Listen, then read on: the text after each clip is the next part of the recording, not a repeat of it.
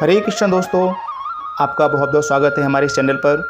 दोस्तों, आज की वीडियो में हम आपको बताने जा रहे हैं वृंदावन स्थित निधिवन के कुछ ऐसे प्रमुख रहस्यों के बारे में जिनको सुनकर आप भी आश्चर्यचकित रह जाएंगे। वृंदावन वो जगह है जहां भगवान श्री कृष्ण ने अपना बचपन बिताया था। इस जगह को प्रेम भूमि के नाम से भी जाना जाता है।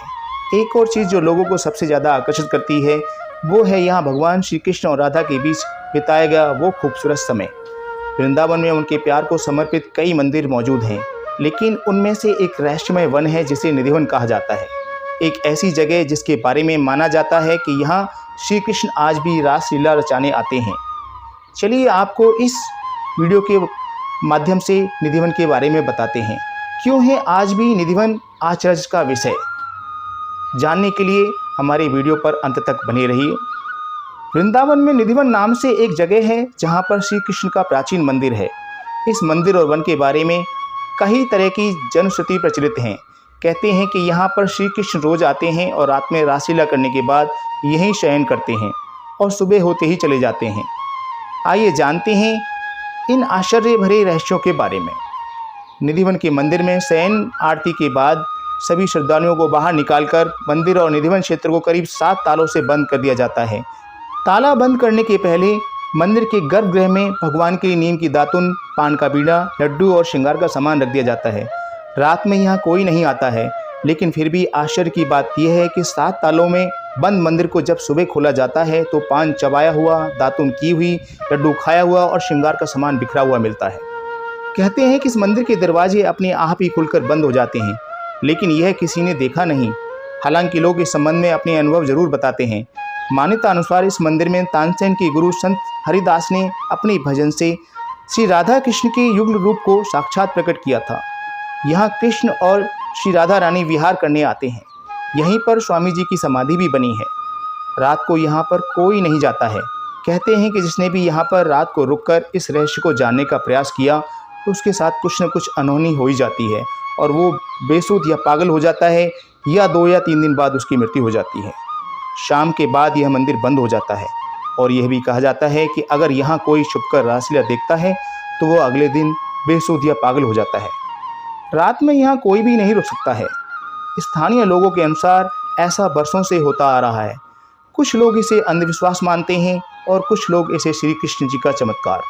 हालांकि सच क्या है यह तो शोध का विषय बना हुआ ही है। यह भी माना जाता है कि इस मंदिर में भगवान श्री कृष्ण स्वयं रोज रात को खुद शयन करने आते हैं।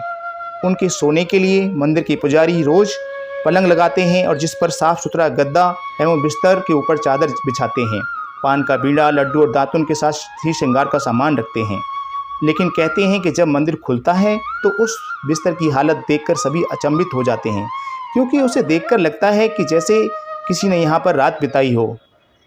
सबसे आश्चर्य की बात यह भी है कि यहाँ प्रतिदिन माखन मिश्री का प्रसाद चढ़ाया जाता है और जो बच जाता है उसे मंदिर में ही रख दिया जाता है, लेकिन सुबह तक वह प्रसाद भी समाप्त हो जाता है। आखिर कौन खा जाता होगा वह प्रसाद?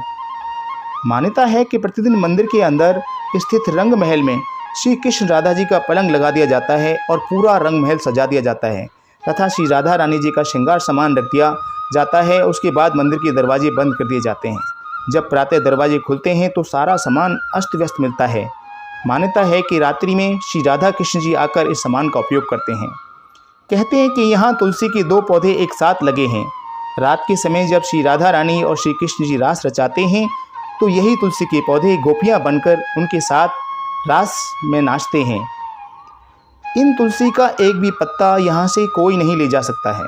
जिसने भी गुपचुप यह कार्य किया वह भारी आपदा का शिकार हो जाता है। इस मंदिर के परिसर में उगने वाले पेड़ भी अजीब हैं। यहाँ के पेड़ की शाखाएं नीचे की ओर बढ़ती हैं। यह भी लोक मान्यता है कि रात में ये सभी पेड़ गोपियाँ बनकर श्री राधा रानी और श्री कृष्ण जी के साथ नाचते हैं और सुबह होते ही पुनः पेड़ बन जाते हैं। इन सभी पेड़ों को गोपियाँ ही माना जाता है। श्रीमद् भागवत के 10वें स्कंद में रास पंचाध्यायी में भगवान श्री कृष्ण द्वारा शरद पूर्णिमा को यमुना पुलिन में गोपिकाओं के साथ महारास के बारे में बताया गया है।